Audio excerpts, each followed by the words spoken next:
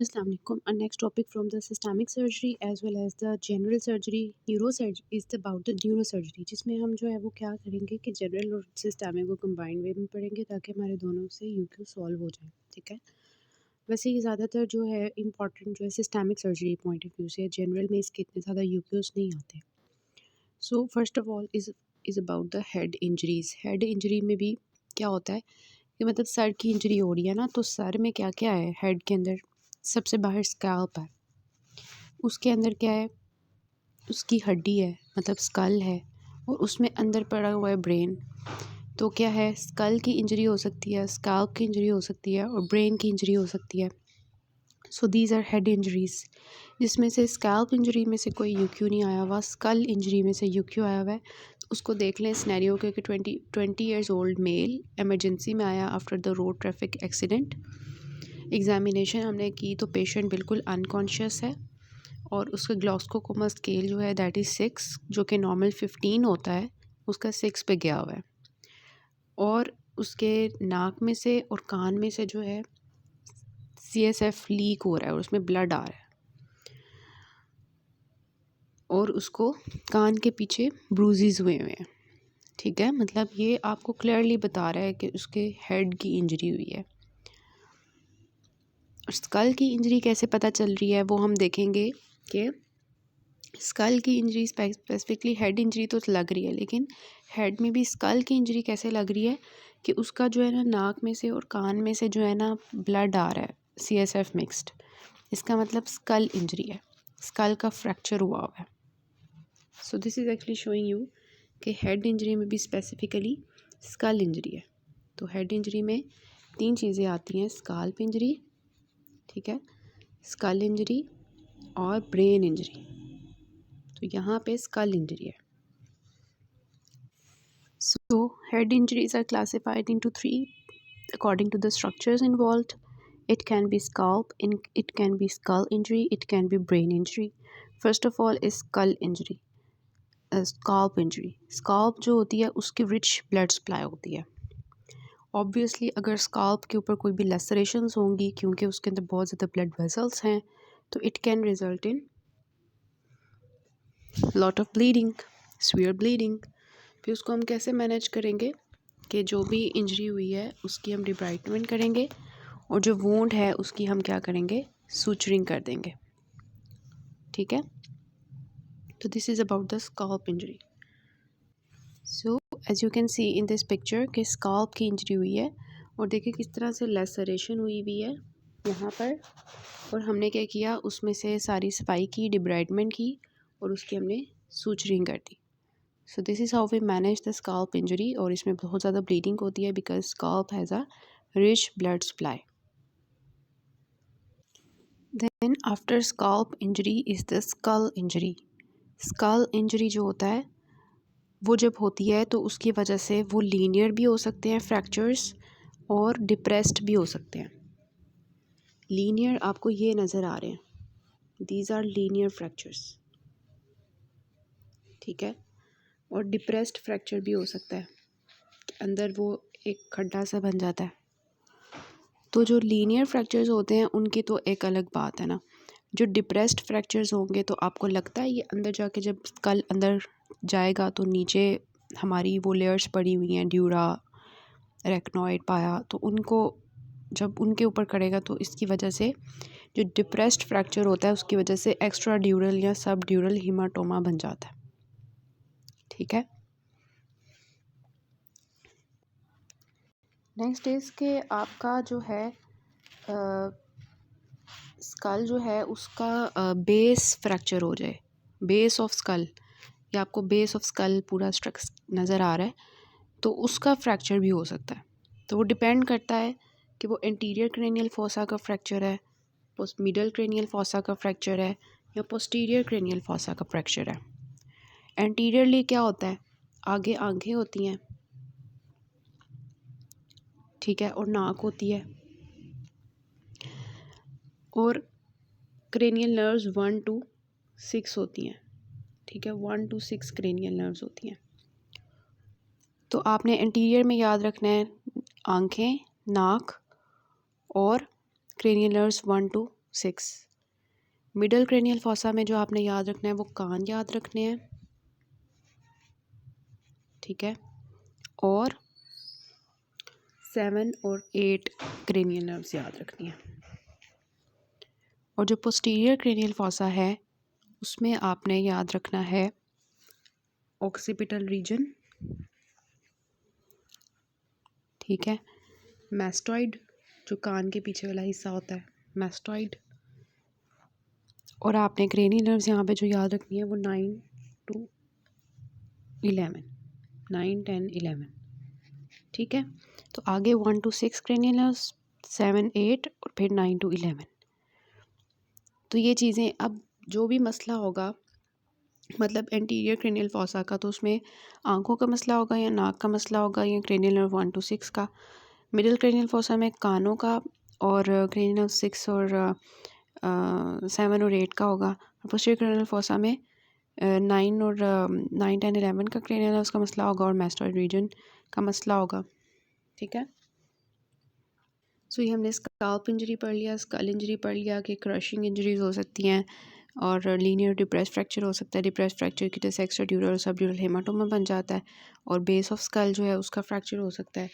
तो base of skull में जो फ्रैक्चर्स के होंगे, इंटीरियर क्रेनियल फॉसा का प्रॉब्लम होगा तो आँख और नाक का मसला होगा। आँख और नाक में क्या मसला है, आँखों का क्या मसला होगा कि अगर वहाँ पे फ्रैक्चर होगा तो उसकी वजह से क्या होगा, पेरी ऑर्बिटल टिश्यू जो होगा ना वहाँ पे ब्लड इकट्ठा हो जाएगा, तो उसकी वजह से पांडा की आइज़ जो होती हैं वो हो जाएंगी, रैकून आइज़ उसकी तरह की आंखें हो जाएंगी, ठीक है, पेरी ऑर्बिटल हीमाटोमा की वजह से।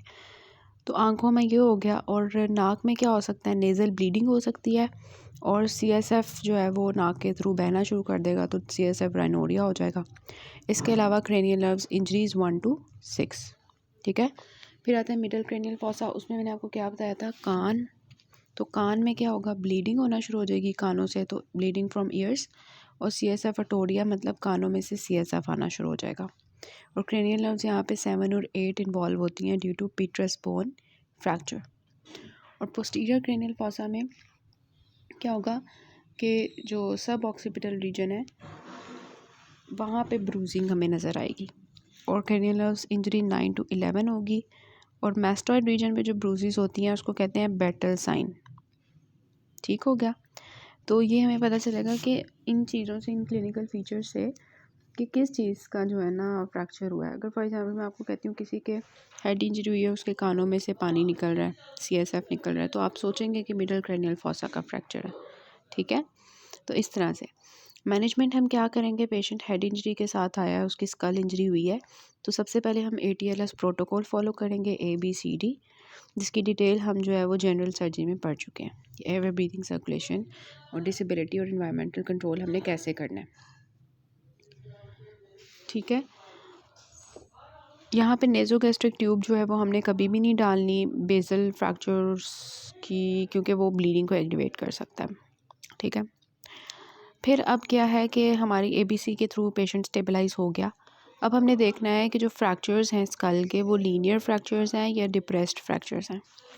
जो लीनियर फ्रैक्चर्स होते हैं उनको हम कंजर्वेटिवली में जो है मैनेज करते हैं। लीनियर फ्रैक्चर्स कैसे होते हैं मैंने आपको उनकी पिक्चर दिखाई है। और जो डिप्रेस्ड फ्रैक्चर्स हैं, ठीक है, उनका हमने देखना है कि वो कितनी उसकी थिकनेस है। अगर तो इतनी ज़्यादा डिप्रेस्ड नहीं है, डीपली डिप्रेस्ड नहीं है, तो उसको हमने ऐसे ही छोड़ देना। लेकिन अगर जो डिप्रेशन है वो स्कल बोन की थिकनेस से ज़्यादा है, तो हमने ज़रूर सोचना है कि इसके नीचे कोई ना कोई हीमाटोमा ज़रूर होगा। तो फिर हमने उसका जो है उस हीमाटोमा का जो देखना है CT स्कैन करके और उसको ट्रीट करना है, ठीक है।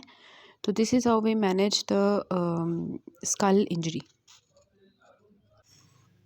सो ये वाला जो है अब आपको समझ आई है कि इसके जो है नोज़ से और ईयर से जो CSF निकल रहा है उसमें से ब्लड निकल रहा है, इसका मतलब उसका जो है वो इंटीरियर क्रेनियल फॉसा भी फ्रैक्चर हुआ हुआ है और मिडल क्रेनियल फॉसा भी जो है ना हुआ हुआ है। और ब्रूजिंग बिहाइंड द ईयर से आपको क्या समझ आ रही है कि मैस्टॉइड जो बोन है उसके ऊपर जो है ना वो हुई हुई है ब्रूजिंग। तो इसका मतलब कि this is battle sign which is in case of posterior cranial fossa injury, ठीक है। तो अब जो है उन्होंने क्या पूछा है कि टाइप ऑफ हेड इंजरी क्या है।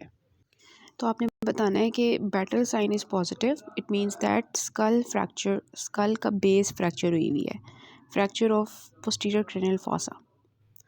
What are the other important physical signs you will elicit. तो क्योंकि एंटीरियर क्रेनियल फॉसा का है तो उसमें आप बता दो कि उस केस में हमें रैकून आइज मिलेंगी पेरी ऑर्बिटल हेमाटोमा की वजह से। इसके अलावा CSF और ब्लड लीक होगा, CSF rhinorrhoea, CSF otorrhoea, bleeding through nose, bleeding through ears. ठीक है, इसके अलावा आप बताएंगे कि हम रेनेज और वेबर टेस्ट करेंगे to check for the hearing loss, क्योंकि मिडल क्रेनियल फॉसा भी इन्वॉल्व हुआ है। इसके अलावा आप जो है क्रेनियल नर्व्स की चेक करेंगे 1 to 6 for anterior cranial fossa fracture, 7 to 8 for middle cranial fossa and 9 to 11 for the posterior cranial fossa. ठीक हो गया। सो this is how you attempt this question. Next question is from the brain injuries. A young boy suffered a head injury in the motorcycle accident and arrived in the emergency with bleeding from his head and Glasgow Coma scale of 8. आपने GCS scale लिखना है and how to prevent the secondary brain injury in this patient. इस topic को book से discuss करते हैं, फिर हम यूक्यूज़ करते हैं। सो ब्रेन इंजरी जो होती है ना वो दो तरह से होती है, प्राइमरी हो सकती है, सेकेंडरी हो सकती है। प्राइमरी ब्रेन इंजरी क्या है कि अब जब डायरेक्ट कोई भी चीज़ लगी है ब्रेन को तो उसकी वजह से जो डायरेक्ट रिजल्ट होता है ट्रॉमा का, जो साइट ऑफ इम्पैक्ट पे होता है, ठीक है, that is primary brain injury. जैसे फॉर एग्ज़ाम्पल ट्रॉमा हुआ, टिश्यू डिफॉर्म हो गया, एक्सॉन्स जो हैं वो शेयर हो गए, कंट्यूजन हो गई, नेक्रोसिस हो गई, ब्लड ब्रेन बैरियर डिसरप्शन हो गई, ठीक है, cerebral contusion, blood vessel damage हो गई, एक्सॉन्स शेयर हो गए, ब्लड ब्रेन बैरियर डैमेज हो गया, नर्व्स की एपोप्टोसिस हो गई। सो this is actually primary injury. ठीक है। सेकेंडरी इंजरी क्या होती है कि उस ट्रॉमा के रिज़ल्ट में जो इनिशियल चीज़ आती है ना, मतलब जो प्राइमरी इंजरी होती है उसके रिज़ल्ट में क्या होता है, उसके रिज़ल्ट में जो प्रॉब्लम आएगी ना वो सेकेंडरी इंजरी होगी, लाइक इस्कीमिया, हाइपोक्सिया, एडिमा और ICP मतलब intracranial pressure elevation, acidosis, mitochondrial damage, inflammatory cytokines, ischemia, ये सारी जो है जो एक्चुअली इनिशियल इंजरी के बाद हो रही हैं उसको हम कहते हैं सेकेंडरी ब्रेन इंजरी। ठीक हो गया। तो प्राइमरी इंजरी क्या होती है जिसमें फॉर एग्जांपल जो डायरेक्ट रिजल्ट ऑफ ट्रॉमा होता है, कंट्यूजन हो गई, blood brain barrier rupture, vascular rupture, vessels disturbed है, हेमरेज हो गया, नर्व इंजरी, एक्सोनल इंजरी, और उसके रिज़ल्ट में जो चीज़ें आती हैं मतलब कि like neurodegeneration, oxidative stress, inflammation, cell death, demyelination, वो सब हमारे जो हैं वो सेकेंडरी इंजरीज़ में आते हैं। ठीक है। तो होता भी यही है सीक्वेंस के, सबसे पहले प्राइमरी ब्रेन इंजरी होती है, उसकी वजह से सेकेंडरी इंजरी होती है और उसकी वजह से न्यूरोलॉजिकल डेफिसिट्स आना शुरू हो जाते हैं, क्योंकि वहाँ पे ब्रेन के अंदर ये चीज़ें शुरू हो गई हैं तो न्यूरोलॉजिकल फंक्शन लॉस हो जाएगा, cognitive decline, psychological alternations and chronic disability.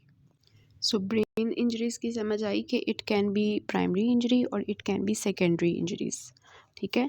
Primary injuries क्या है, डायरेक्ट रिजल्ट ऑफ ट्रॉमा, जो कि साइट ऑफ इम्पैक्ट पे होगा तो उसको कोप इंजरी कहेंगे, और जो ऑपोजिट पॉइंट होगा उसमें होगे काउंटर कोप इंजरी। ठीक है। For example this is the brain और काउंटर, और ये कोप इंजरी आप बहुत दफ़ा पढ़ चुके हैं कि यहाँ पे फॉर एग्जांपल ब्लो लगा तो this will be coup injury.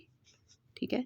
Brain आके आगे टकराया स्कल को, दिस इज़ कोप इंजरी, और जब पीछे जाके जब उसको एक डिसलेशन मिलेगी, आगे जाके टकराएगा, फिर पीछे जाएगा, पीछे जाके स्कल के साथ टकराएगा, तो this is counter coup injury. तो ये भी डायरेक्ट प्राइमरी ब्रेन इंजरी में आ जाता है कि साइट ऑफ इम्पैक्ट पे कोप इंजरी है और extensive contusion of brain opposite to point of impact counter coup injury है। फिर इसमें क्या क्या चीज़ें आ जाती हैं, it includes concussion, bone fragments हो जाएंगे, एक्सॉन्स इंजरी होगी, ब्रेन स्टेम कंट्यूजन होगी, तो this is primary brain injury. अब इसकी डिफरेंट टाइप्स होती हैं, डिफ्यूज़ एक्सियल इंजरी हो सकती है, सेरिब्रल कंकशन हो सकती है, और सेरिब्रल कंट्यूजन और लेसरेशन हो सकती है। डिफ्यूज़ एक्सोनल इंजरी मतलब कि एक्सॉन्स जो हैं उनके अंदर प्रॉब्लम आई है, ठीक है। माइक्रोस्कोपिक इंजरी हुई है वाइट मैटर को, जिसकी वजह से क्या हो रहा है कि ब्रेन एट्रोफी कंकशन, ठीक है। माइक्रोस्कोपिक डिफ्यूज एक्सोनल इंजरी, ठीक है। फिर होता है सेरिब्रल कंकशन। इसमें क्या होता है, पेशेंट जो है उसको मतलब वो चीज़ एकदम से भूल जाती है थोड़ी देर के लिए, तो पीरियड ऑफ एमनीजिया होता है। इसमें पेशेंट को कुछ भी याद नहीं रहता। तो दिस इज़ सेरिब्रल कंकशन। और सेरिब्रल कंट्यूजन और लेसरेशन क्या है कि सीटी स्कैन पे हमें जो ब्रेन के ऊपर छोटे छोटे हेमरेजेस स्पॉट्स मिलते हैं, it shows that there is cerebral contusion and laceration. So this is all about the primary brain injury. Secondary brain injury क्या होता है कि आफ्टर इनिशियल इंजरी जो होता है ना, उसके रिज़ल्ट में जो भी प्रॉब्लम्स आएंगी ब्रेन के अंदर, लाइक हाइपोक्सिया हो जाएगा, हाइपरकैप्निया हो जाएगा, ऑक्सीजन ड्रॉप, कार्बन डाइऑक्साइड ज़्यादा, hypotension due to ischaemia, intracranial haemorrhage which can be extradural subdural haematoma, meningitis और एपिलेप्सी, ठीक है। मतलब जो भी प्राइमरी ब्रेन इंजरी के बाद प्रॉब्लम आएगी ना, उसको कहेंगे सेकेंडरी ब्रेन इंजरी, ठीक है। So this picture is showing you the coup and counter coup injury.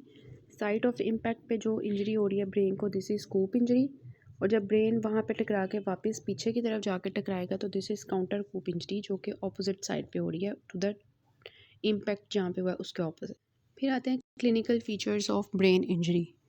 देखें क्या होता है कि जब भी ब्रेन इंजरी होती है ना, तो उसके रिजल्ट में क्या होता है, इंट्राक्रेनियल प्रेशर जो है वो बढ़ जाता है।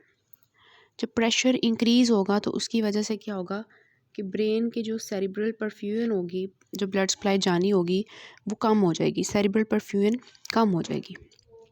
जब सेरिब्रल परफ्यूजन कम हो जाएगी तो उसकी वजह से क्या होगा, सेरिब्रल परफ्यूजन जो है वो कम हो गई है, तो उसकी वजह से क्या होगा, इस्कीमिया हो जाएगा, ठीक है।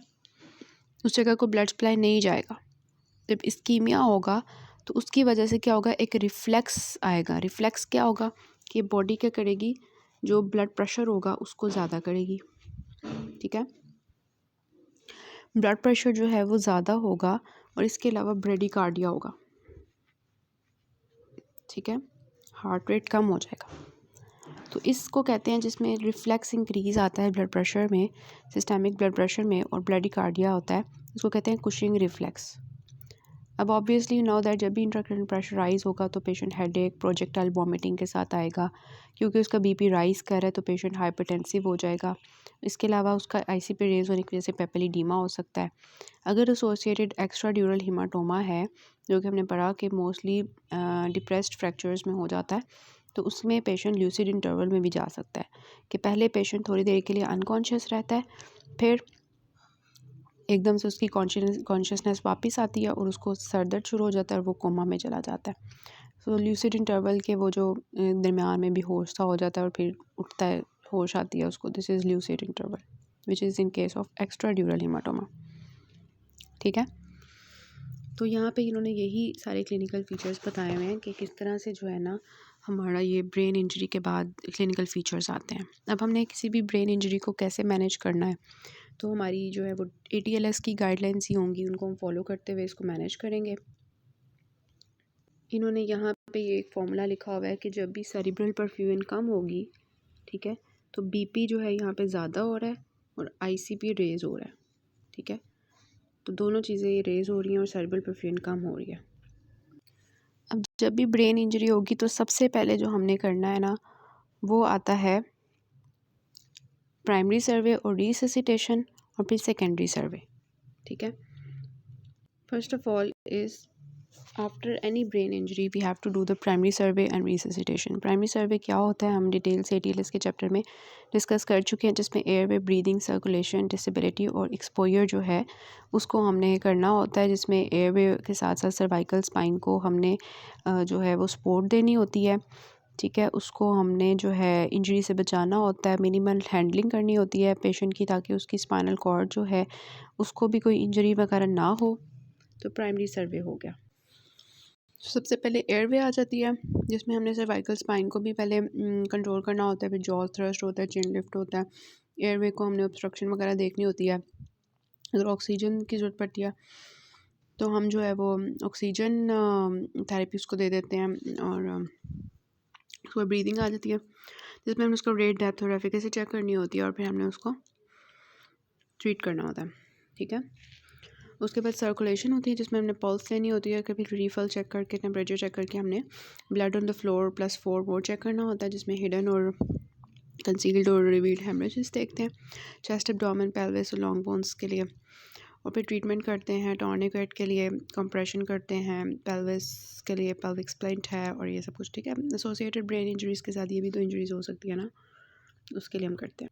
फिर डिसेबिलिटी जो है उसमें हम पेशेंट की चेक करते हैं न्यूरोलॉजिकल एग्जामिनेशन, और उसके बाद हम एक्सपोजर एनवायरमेंटल कंट्रोल वगैरह करते हैं। So this is ATLS protocol, we have already studied in detail in the ATLS chapter. Primary survey करने के बाद सेकेंडरी सर्वे होता है, जिसमें आपको पता है हम head to toe clinical examination करते हैं पेशेंट की, उसकी जो है एम्पल हिस्ट्री लेते हैं, और फिर हम GCS, ठीक है, न्यूरोलॉजिकल असेसमेंट करते हैं, ग्लासगो कोमा स्केल, जिसमें हम क्या करते हैं पेशेंट की आई ओपनिंग रिस्पॉन्स सबसे पहले चेक करते हैं। ठीक है, ग्लासगो कोमा स्केल करने लगे हैं, ये बहुत इंपॉर्टेंट QQ है, ये बहुत ज़्यादा रिपीट होता है, इसको बहुत अच्छे से आना चाहिए आपको। तो we have the first of all the eye opening response, के पेशेंट जो है वो आंखें कब खोल रहा है, खुद ब खुद खोल रहा है तो हम उसको 4 स्कोर देंगे। अगर हम बुलाने पे वैसे नहीं खोल रहा, हम कहते हैं आपका नाम क्या है, ठीक है, या इस तरह से कुछ बुलाते हैं, उनका नाम लेके पुकारते हैं, तो फिर वो आंखें खोलता है, तो दिस इज़ 3। ठीक है, लेकिन अगर वो हम बुला भी रहे हैं, वो नहीं रिस्पॉन्ड कर रहा, हम उसको फिर पेन स्टिमुलस देते हैं, फिर उसकी आंखें खुलती हैं, वो ठीक है मैं कहाँ हूँ, ठीक है, तो दिस इज़ के उसको 2 स्कोर देंगे। और अगर उसको इतना हमने बुला लिया है, पेन भी दे दिया है और खुद ब खुद भी नहीं खोल रहा, हमने पेन भी दे दिया, बुला भी लिया, लेकिन वो आंखें नहीं खोल रहा, इसका मतलब उसको हम कोई रिस्पॉन्स नहीं है, हम उसको 1 स्कोर देंगे। सो this is first of all I opening response. उसके बाद आ जाता है वर्बल रिस्पॉन्स, कि पेशेंट आपको बोल कब रहा है। ठीक है, अगर वो ओरिएंटेड है, बिल्कुल बोल रहा है, सबके साथ बातें कर रहा है, खुशी खुशी हंस तो नहीं रहा बल्कि बातें कर रहा है, तो दिस इज़ 5। ठीक है, जो आई ओपनिंग था ना उसमें 4 होते हैं, जैसे जैसे हम आगे जाते जा रहे हैं वो बढ़ता जा रहा है। ठीक है, 5 हो गए हैं अब इसमें, वर्बल रिस्पॉन्स 5 होते हैं। तो फिर अगर वो कंफ्यूज्ड है, उसको समझ नहीं आ रही मैं क्या बोल रहा हूँ, तो फिर हम उसको 4 देंगे। अगर वो बोल तो रहा है लेकिन फजूल के वर्ड्स बोल रहे हैं, इनअप्रोप्रिएट, इनकी समझ ही नहीं है, ठीक है, तो दिस इज़ 3। और अगर वो बोल रहा है लेकिन वर्ड्स ही नहीं बना पा रहा, साउंड्स निकाल रहा है, बस आ ऊ आ कर रहा है, दिस इज़ 2। और अगर कोई रिस्पॉन्स नहीं कर रहा तो 1। फिर मोटर रिस्पॉन्स में 6 हैं, इसमें 5 थे, ऊपर वाले में 4 थे। मोटर रिस्पॉन्स क्या है कि खुद ब खुद टांगे वगैरह हिला रहा है, हम जो कहते हैं अपनी टांग उठाओ, वो अपनी टांग उठाता है, हम कहते हैं बाजू उठाओ, बाजू उठाता है, तो दिस इज़ ओबेज कमांड्स। ठीक है, तो फिर हम उसको 6 स्कोर देंगे। अगर कमांड ओबे नहीं कर रहा, हम जहाँ पे पेन दे रहे हैं वहाँ पे लोकलाइज कर रहा है, दिस इज़ 5। 4 में जो है वो फ्लेक्स करेगा to the withdraw the pain, ठीक है, और 3 में उसकी फ्लेक्शन जो है वो एबनॉर्मल हो जाएगी, 2 में उसकी एक्सटेंशन एबनॉर्मल हो जाएगी, और 1 में वो बिल्कुल भी अपनी टांगें वगैरह नहीं हिला पाएगा। ठीक है, तो हमने पेशेंट का प्राइमरी सर्वे रिससिटेशन करने के बाद सेकेंडरी सर्वे किया, जिसमें हमने ग्लासगो कोमा स्केल चेक किया। ग्लासगो कोमा स्केल जो है हम डिटेल से डिस्कस कर चुके हैं, आई ओपनिंग, वर्बल रिस्पॉन्स और मोटर रिस्पॉन्स। आई ओपनिंग जो है वो 4 है, वर्बल रिस्पॉन्स 5 है, और मोटर रिस्पॉन्स जो है वो 6 है।